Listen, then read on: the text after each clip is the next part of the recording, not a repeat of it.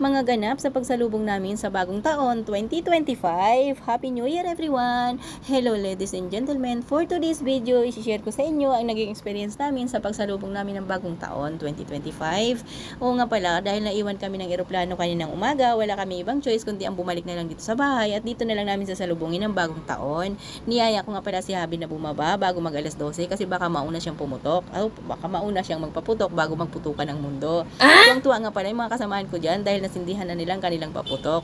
Lumapit ako kay mister at nagtanong ako, sabi ko ba tatangkad pa ba ako? May pag-asa pa ba para tumalo na lang ako? Ang sabi niya, wag na, magpaputok na lang daw ako kasi mapapagod lang ako kakatalon, wala naman daw pag-asa na tumangkad. Ang ginawa ko na, nakijoy na lang ako na magpaputok ako ulit o magsindi ako ulit ng mga paputok. Pero ang paputok kasi nahawak ko mukha yatang sukot, kaya ayaw pumutok. Lahat na lang putukan. Happy New Year everyone!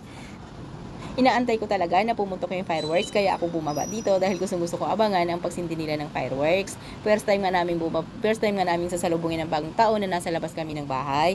Usually tuwing bagong taon hindi kami lumalabas ng bahay dahil nga natatakot ako minsan kasi may mga ligaw na bala o kaya sobrang malakas na paputok. Pero ngayon kasi dahil nga naiwan kami ng eroplano kayo ng umaga, napag-isipan namin na dito na lang kami mag New Year sa labas at magantay ng pagsapit ng bagong taon. Malapit na talaga mag alas 12 at inaantay ko talaga yung putukan. Ayan na po at alas 12 na. Happy New Year everyone! Wow! Woo!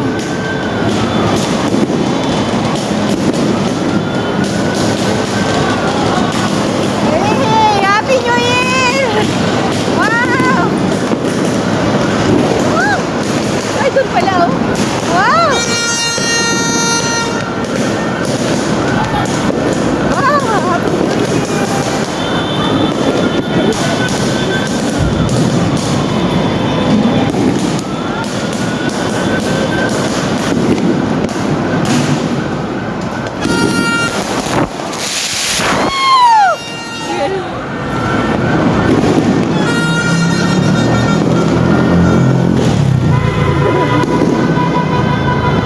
Lumapit ako ng husto para mapanood ko talaga yung pagsindi nila ng fireworks. Sobrang saya. Oh, Happy New Year everyone! Naway gabayan tayo ng Diyos sa ating mga pangarap sa buhay.